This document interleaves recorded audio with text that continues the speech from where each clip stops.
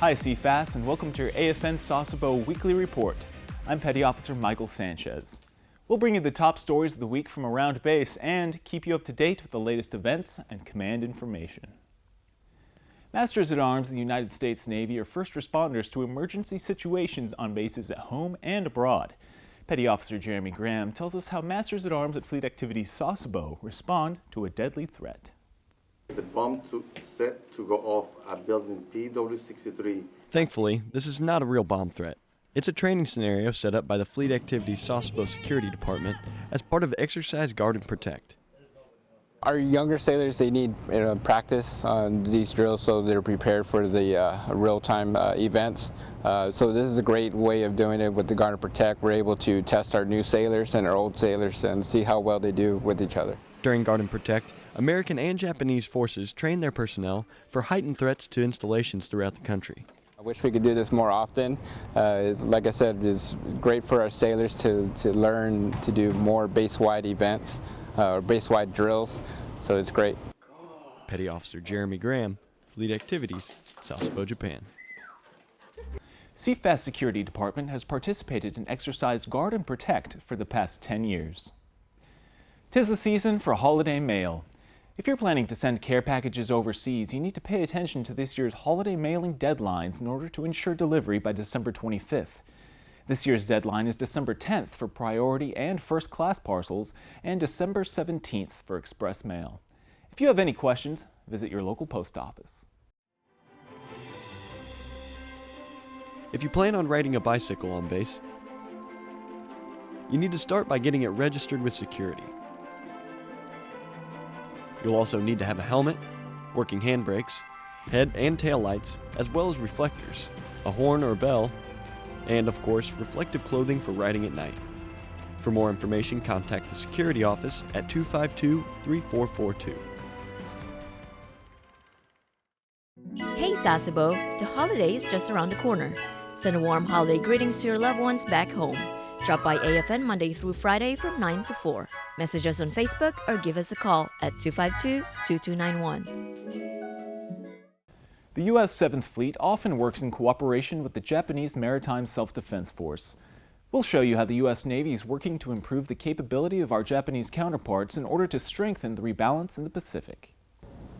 Cooperation between the United States and Japan reached a new milestone with the installation of hundreds of yards of subterranean fiber optic cable linking the piers of the U.S. Navy at Commander Fleet Activities Sasebo with those of the Japanese Maritime Self-Defense Force.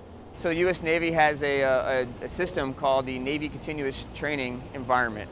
And what that does is allow the ship to be pierside, but pretend like it's underway and pretend like they're under attack or they're going through various scenarios that you would see afloat or out in blue water ops.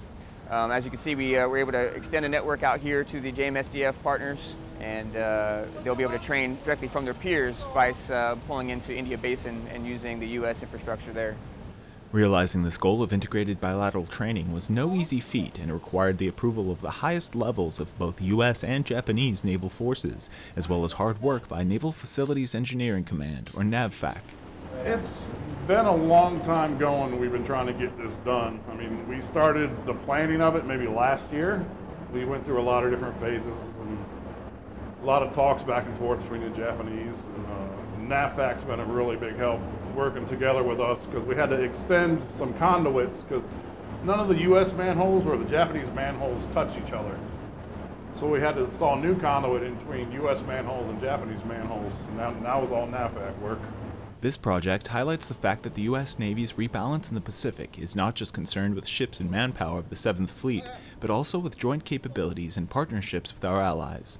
Petty Officer Michael Sanchez, Fleet Activities Sasebo, Japan. This project is the first of its kind to grant access to another nation's military directly into the electronic training program of the United States Navy. Are you a single or unaccompanied sailor? Do you enjoy breakfast foods? If you answered yes to both, then you should come by Fleet Landing on Thanksgiving morning from 8 to 10:30 a.m.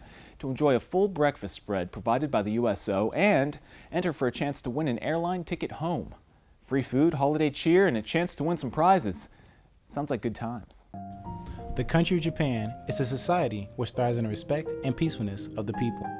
Its beauty lies in the appreciation of life and the surrounding environment. With so many American bases, we have no choice but to change and adapt with their culture. The Japanese-American relationship is something everyone helps build. But the first building block starts with being a good ambassador.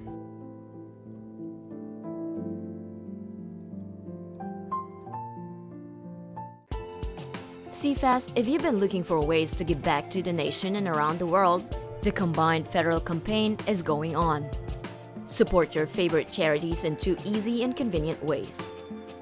You can either go online at cfcoverseas.org, click on the donate button, or you can fill the CFC pledge card from your command. You have until November 20th to make your donations. For any of your questions, contact the campaign representative. Trick-or-treating is a highly anticipated annual tradition for American children. Petty Officer Jeremy Graham tells us how the residents of Fleet Activities Sasebo gave local Japanese children a chance to join in the Halloween fun. This Halloween, families at Fleet Activities Sasebo gathered for the annual Treat Street celebration. They made crafts, played games, and of course, collected lots and lots of candy. So for us to come out here and set up tables and set up crafts and games for the kids, it kind of brings a little bit of home in Japan. While the American children got to enjoy a little bit of home in Japan, local Japanese children were invited to join the festivities and enjoyed a little bit of America at home. It's kind of like a new cultural exchange. They're seeing some of our American customs, and in turn they're kind of sharing their Japanese customs with us. Petty Officer Jeremy Graham, Fleet Activities, Sasebo, Japan. Treat Street continues a trick-or-treating tradition in Sasebo that is over 10 years old. We hope you've enjoyed watching your shipmates in action. From all of us here at American Forces Network Sasebo, have a great day.